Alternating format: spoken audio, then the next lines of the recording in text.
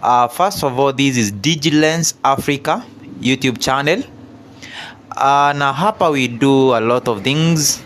Tunafanya express our mind freely, and we'll be coming to you weekly with a lot of content. And today we want to begin with our CEO, who will occasionally be hosting to discuss various issues.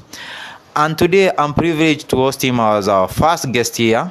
Allow me to pass the mic to him so that he can introduce himself. Tumjue zaidi. Jambo, good people. Here we are at Digilens Africa Media Solutions, a platform which we are creating for every other person who has got something that touches on any issue, for as long as it abuts positively to the community. Once again, my name is Mogera Jack, and I want to bring every other person on the board. Ciao. Thank you.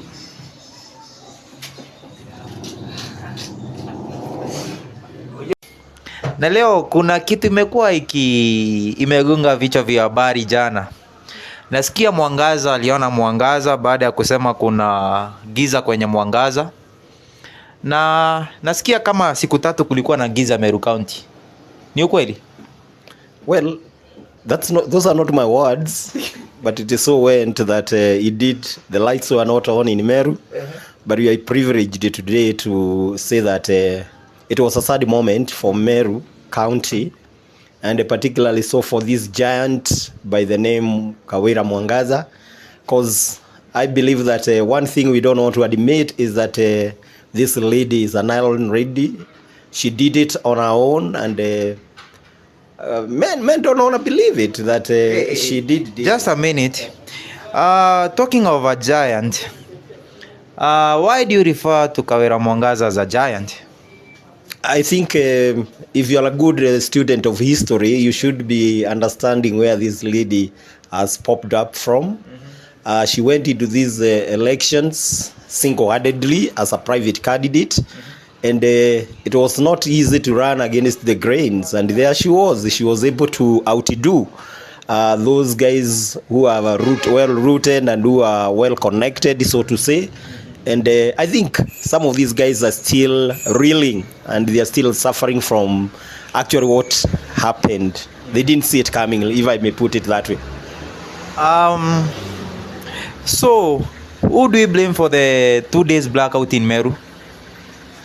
I think I want to imagine that the man ego.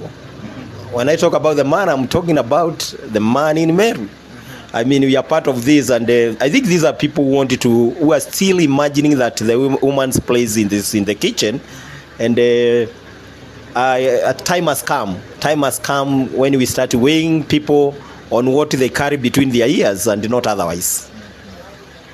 Okay, and now, what do you think should be done now that? What do you think Mwangaza should do now that he's back, and to prevent such an incident to happen in future again? No, my free advice to Mwangaza is that she should still remain focused on people of Meru. They are the people who put her into power, and without necessarily wanting to rub these other guys the hard way, because they lost it, and she doesn't have to major on this. Actually, she should just give them a blackout and invite those who feel that they can work with her, and it will be a good day for the Meru child. Okay. Now, let me hear your honest view about what happened in Senate yesterday. Do you think it was fair, or it was a cooked thing that happened there? Do you think now that the Senate is beginning to understand its responsibility or the danger that is facing them ahead? I think saying that the Senate has started understanding its responsibility would be an insult to the House. Yeah. Because even when what happens in the politics that sometimes things are influenced to take a certain direction. But I think what I rejoiced most about whatever happened is that these people stood for what was right.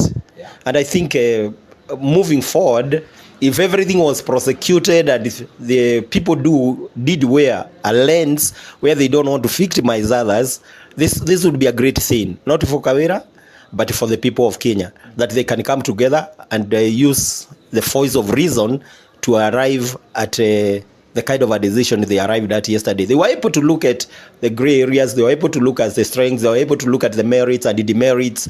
And personally, I watched it over the screen, and I think these people used what I would call an independent mind to arrive at the kind of a decision they did arrive at. And I say congrats to them. Now, there's something about the 7 allegations that were tabled against Mwangaza. One of them was naming a street to his husband, with his husband name. And now they accused him of misusing government county resources. What is your opinion now that we see, like, do you think it was misusing or it was just giving back to the community? Because on the other hand, they love the guitar man, and he's one of the celebrities that we should be celebrated in Meru. Or what is your opinion on?